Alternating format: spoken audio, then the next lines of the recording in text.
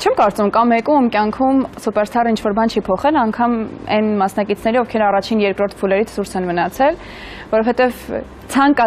կյանքում ցանկացած փոփոխություն ինչ-որ բան միևնույն է փոխում է։ Իմ կյանքում այն է փոխել, որ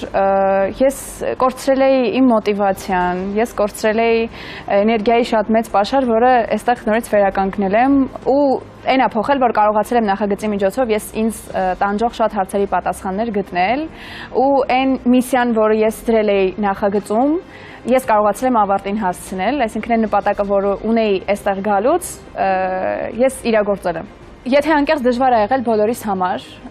ու էկրաններից այն կողմ միանշանակ այդ պատկերացումը չկա, բայց հենց թեկուզ այս ժեստը, որ մենք արել ենք ամեն ելույթից առաջ,